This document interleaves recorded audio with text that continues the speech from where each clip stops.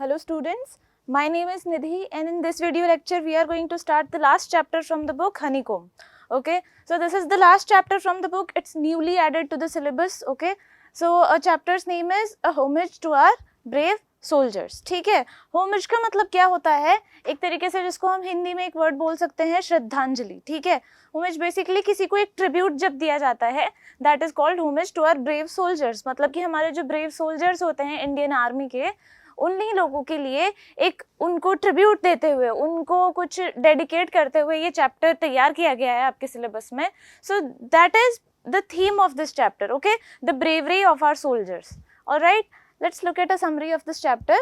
The objective of this initiative, jointly undertaken by Ministry of Defence and Ministry of Education, is to inculcate the values of patriotism, devotion to duty and courage and sacrifice among school children and increase the participation of youth in nation building. All right, so what is the objective of this chapter? ये आपके syllabus में देखा जाए तो अभी last year ही add हुआ है. And why, what is the purpose of adding this chapter?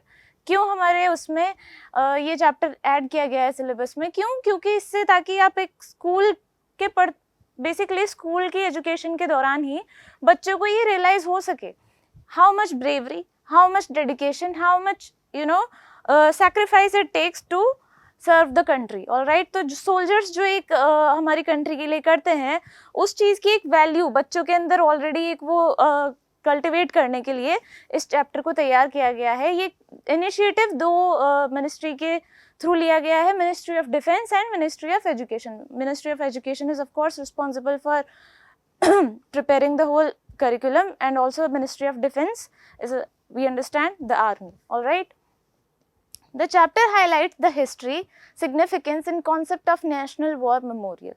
ठीक है, नेशनल वॉर मेमोरियल अभी रिसेंटली तैयार हुआ है दिल्ली में. ठीक है, और उसके बारे में, उसकी हिस्ट्री, उसकी सिग्निफिकेंस, क्यों वो बनाया गया है, क्यों उस मेमोरियल को तैयार किया गया है, क्या पर्पस है उसका, उसका सिग्निफिकेंस क्या है. ठीक है, ये सब इसमें बताया है चैप्टर में. In addition to the supreme sacrifice made by the brave hearts of the armed forces in the service of the nation post independence. ठीक है, और किस तरीके से हमें समझ सकते हैं हम कि देखा जाए तो हमारे हिस्ट्री में काफ़ी कुछ इस तरीके से अब तक जैसे हम पढ़ते आए हैं, हमें बहुत कुछ ऐसा लगता है कि जब इंडिया को इंडिपेंडेंस मिला उसके बाद basically everything has been fine और everything has been very easy going, but that's not the truth. Okay, country को इंडिपेंडेंट रखने के लिए, कंट्री को फ्रीडम जो मिली है उसे सस्टेन करने के लिए काफ़ी सारी वॉर्स उसके बाद भी लड़नी पड़ी है. 1947 के बाद भी ऐसी बहुत ही ज़्यादा ऐसी वॉर्स हुई है जिन्होंने इंडियन आर्मी को काफ़ी ज़्यादा अच्छे से चैलेंज किया है. और इन सब वॉर्स में जो सोल्जर्स जितना बेसिकली जिन्होंने इतना बड़ा सेक्रीफाइस किया है, उनके उस सेक्रीफाइस के बिना हमारी कंट्री उस इंडिपेंडेंस को, उस फ्रीडम को सस्टेन नहीं कर पाती, उसको कंटिन्यू नहीं कर पाती.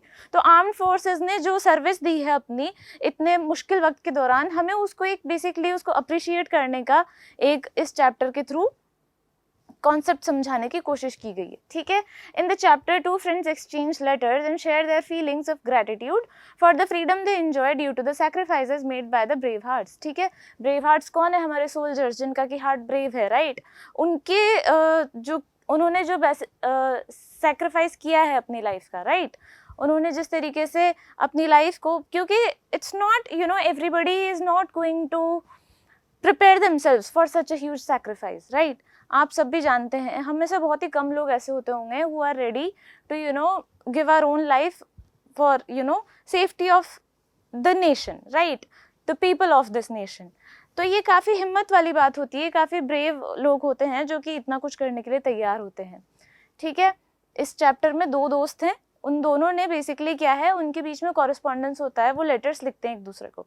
और उनमें से एक फ्रेंड ने बेसिकली सौम्या, वो एक मतलब अपने स्कूल की तरफ से एक इस तरीके के मतलब एजुकेशनल एक्सकर्जन पे गई है जिन्हें उन बच्चों को नेशनल वॉर मेमोरियल में लेके जाया जाता है अपनी एक एजुकेशनल ट्रिप पे, and she basically explains in the letter what she has experienced, what she sees in the memorial and what she understands from it, right, कि उसको क्या क्या समझ में आया और वो कितना अप्रिशिएट कर रही है कि उसने जो भी देखा मेमोरियल में उससे ऑफ कोर्स उसको रियलाइज हुआ है कि the life that she is living is not you know easily earned, it's very hard earned by the soldiers, by the Indian soldiers, ठीक है. Deep emotional impact and connect which arises in minds and hearts of the children as they visit the iconic monument, ठीक है. तो ये iconic monument जो है, iconic का मतलब बेसिकली कितनी हिस्टोरिकल इंपॉर्टेंस लिए हुए है, ठीक है. तो इस मॉन्यूमेंट को विजिट करने पे, इसके बारे में जान के, वहाँ पे जो भी वो मेमोरियल में जो चीज़ें देखते हैं उनको जानने के बाद बच्चों के दिल में, ठीक है, उन स्टूडेंट्स के हार्ट में जो एक इमोशनल इम्पैक्ट पड़ता है, the way they connect to you know the history of this nation, right, वो एक काफ़ी इम्पैक्टफुल चीज़ है. और बच्चों के दिल में ऑब्वियसली ये ग्रेटफुलनेस की तो फीलिंग ऑफ कोर्स अराइज होती ही है when they learn how hard earned their freedom was, right. तो ये बच्चे, ये स्टूडेंट्स वो समझ पाते हैं. It was set up to inculcate a sense of sacrifice and national spirit among the people and pay a befitting tribute to the brave soldiers who laid down their lives defending the nation, ठीक है.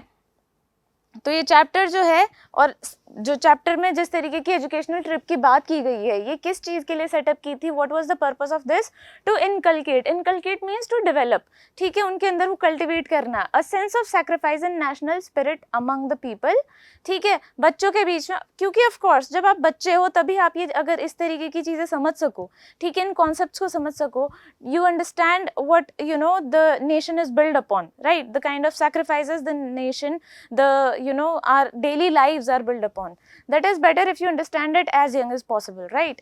And that's why the chapter is important. That's why it is also a befitting tribute to the brave soldiers who laid down their lives defending the nation, ठीक है. तो basically आप इस chapter में ऐसे soldiers के बारे में पढ़ा है हमने जो कि पोस्ट इंडिपेंडेंस, ठीक है, इंडिया को जब इंडिपेंडेंस मिल चुकी थी उसके बाद जिन्होंने बहुत ही इंपॉर्टेंट कंट्रीब्यूशन किया है कंट्री की सेफ्टी में, कंट्री की बेसिकली सेफ्टी और फ्रीडम में भी, ठीक है. तो उन लोगों के बारे में यहाँ बात की गई है, क्योंकि हम इंडिपेंडेंस हीरोज़ के बारे में तो हम ऑफ कोर्स काफ़ी पहले से पढ़ते आ रहे हैं, but nobody really talks about these people, the people who have sacrificed their life to sustain the freedom of India, ठीक है. So that is the summary of this chapter. Let's look at some word meanings. Martyr. Martyr is a person who voluntarily suffers death. Basically somebody जिसको कि हम देखा जाए हिंदी में एक word होता है शहीद, ठीक है, शहीद का ही इंग्लिश वर्ड है मार्टायर, ठीक है. Fortified is provided with defensive works as protection against attack, ठीक है. फोर्टिफाइड मतलब बेसिकली खुद को इस तरीके से तैयार करना कि आप एक अटैक के लिए प्रिपेयर्ड हो, ठीक है. Assault, make a physical attack on, ठीक है, असॉल्ट हमें पता है to attack something. Valour, great courage in the face of danger specially in battle, ठीक है. वैलर वर्ड होता है बेसिकली जब आपके पास सामने बहुत ही मुश्किलें हो और उसमें अगर आप बहुत ही हिम्मत दिखाते हो, ठीक है, ब्रेवरी दिखाते हो, दैट इज योर वैलर, ठीक है. Iconic, iconic means regarded as a representative symbol और as worthy of veneration. Veneration मतलब कि किसी तरीके का रिस्पेक्ट के काबिल होना, कोई चीज़ ऐसे लगना कि इस चीज़ को बहुत ही ज़्यादा रिस्पेक्ट और काफ़ी ज़्यादा अप्लॉज मिलना चाहिए, that is what iconic means. Gallantry, courageous behaviour specially in battle, ठीक है. गैलेंट्री बेसिकली बैटल के वॉर्स का ही एक वर्ड है, उसी पैराफर्नालिया का वर्ड है, ठीक है. गैलेंट्री हम कहते हैं जब आपने बहुत ही ज़्यादा हिम्मत दिखाई हो, जब वॉर की बात हो रही हो, ठीक है. Posthumously after the death of the originator. Posthumously means जब किसी की डेथ हो जाती है तब उसके बाद उसके बारे में कुछ भी बात होना, ठीक है. कैजुअलिटीज, अ पर्सन किल्ड और इंजर्ड इन अ वॉर और एक्सीडेंट, ठीक है. कैजुअलिटीज वर्ड आपने पढ़ा होगा बहुत बार, कुछ भी किसी भी तरीके का एक्सीडेंट होता है या किसी भी तरीके का ब्लास्ट होता है तो उसमें जो लोग मरते हैं उन्हें कैजुअलिटीज कहा जाता है. Inflicting, inflicting means cause something unpleasant or painful to be suffered by someone or something, ठीक है. Inflicting pain on someone, right, इस तरीके से किसी को इस तरीके से पेन या कुछ ऐसा गलत फील करने के लिए कुछ करना, ठीक है. Landscape, all the visible features of an area of land often considered in terms of their aesthetic appeal, ठीक है. लैंडस्केप हमें पता है बेसिकली किसी भी एरिया में एक जो बड़े स्केल पे जो व्यू नज़र आ रहा होता है उसे हम लैंडस्केप कहते हैं. Reassurance, the action of removing someone's doubts or fears. ठीक है, reassure करना मतलब किसी को assure से ही reassure बनाए कि किसी के doubts या fears हटाना मतलब उसको reassure करना. ठीक है, okay, let's look at the question answers. Why are the war memorials built? ठीक है, what is the purpose of a war memorial? हम क्यों इतना खर्च करके, इतना कुछ वो करके, लैंड वगैरह बिजी करके क्यों उन लोगों के लिए एक वॉर मेमोरियल बिल्ड करते हैं? Why are they important? The war memorials connect the past to the present and enable us to remember and respect the sacrifices of the martyrs who fought for the nation.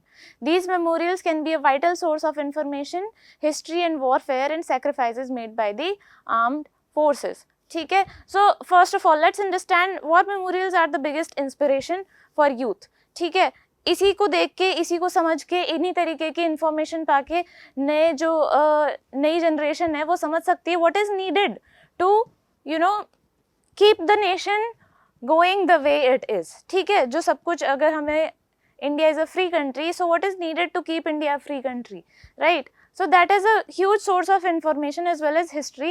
Warfare के बारे में पता चलने में कि क्या क्या चलता है, हमें देखा जाए तो इतनी information नहीं होती what is going on the actual battleground, right?